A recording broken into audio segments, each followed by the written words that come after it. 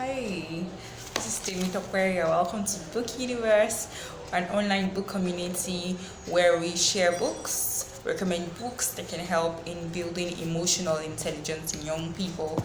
Today, we're going to be discussing a topic, an issue that moms, dads may have the problem sitting down with their teenagers, to talk about these issues. It's the issue of sexual hormones, sexual stimulations, sexual scenarios, how to avoid them, how to process the situation, and then get out of them.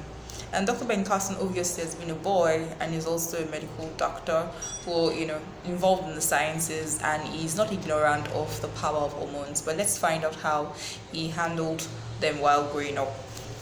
Page 85. Now, the book of the month, for those who are just joining us, is You Have a Brain by Dr. Ben Carson, a teen's guide to think big. We always say here that owing to copyright issues and great regard for the author's copyright, we do not share the entire book. We only recommend that you get your own copy. We just take in very, very short excerpts and expect that you get your copy and catch on. Now, college was different. I'm reading from page 85. College was different, even at schools that don't allow co-ed dorms, halls, as many colleges do these days. Just having guys and girls living on the same campus means temptation is possible and even present 24/7. Even back in my day, some girls were so aggressive that they would sit in a guy's lap uninvited and start trying to kiss him and initiate more. I knew to escape those scenarios as rapidly as possible, and that in the heat of the moment, there was a real danger of letting my hormones make a decision instead of my brain. The best strategy was to use my brain ahead of time to make a reasoned and determined decision about what standard I wanted to hold. Better yet, I needed to use my big creative brain to figure out how to avoid getting into those tempting situations altogether. The end of my freshman year and my entire sophomore year of college, my focus was on paying my bills and making the best of grades I could. I had little time to even think about girls and dating until I encountered Candy Ruston, an incoming freshman at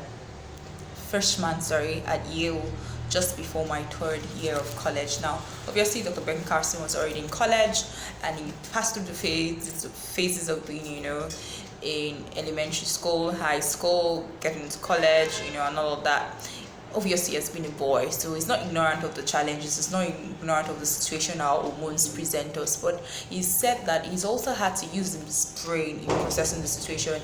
He makes sure he doesn't get himself into compromising scenarios, A lot of us these days, a lot of young people, you read things on the internet, you watch videos on the internet that you're not supposed to be watching. I like to say that, how about getting on a bus where you don't know where the bus is taking you? It's a pretty dangerous thing, if you ask me. To get on, you don't have an idea when it's going to stop. And I also like to say, do not start what you cannot finish. Some people just want to read books. It's one of the reasons, as an author, I promised myself that I'll never write a book or I wouldn't want my young child to pick up in the middle of the night and read, and I'd be scared what's he reading, what's going through his mind. The mind is very sensitive. It's really absorbent. Most of the things you absorb through books, through videos, through songs, they come in to present images. Now, your brain is pretty functional. What you do not want to meditate on, please do not feed your brain with it. You heard Dr. Ben Carson say that he knew how to avoid, he knew how to assess scenarios. One of the things Dr. Ben Carson did was, during Dr. Martin Luther King's death, the school, there was violence in the school, black kids in the community were agitated and offended that Dr. Martin Luther King was killed. But Dr. Ben Carson had his life mapped out of him. He knew that if he joined the violent protest, he knew that he could stall the future he had in mind, and so he went to hide himself away in the lab. He even rescued some white boys in school there, and they all hid in the lab until the police came and rescued every one of them. Now, that's how to process things. You have to ask yourself, is this beneficial to me? Where mom and dad, they have account balances, and if they are going to buy anything, it's either it depletes the account, or if they're going to receive anything, it increases the account. So you have to ask yourself, what am I, what I'm doing, is it adding up to my life, or is it making me, less of what I want, and really, let me tell you the truth. As an adult, I can speak, unrequired, unnecessary sexual escapades only bring regret and make people feel less.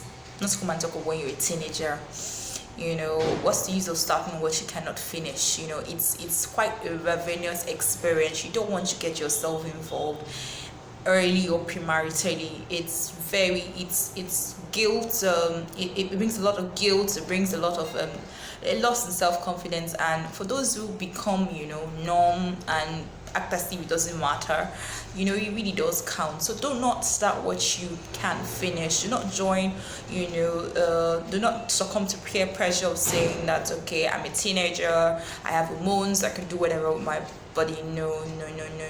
Or if you're on a bus with your classmates and you guys are going on an adventure and you really feel pressed, or you even really need to break the wind because you do not want to embarrass yourself, you wouldn't break the wind in the presence of everybody, would you? That means that even when your body feeds you with suggestions, you have the ability to say no.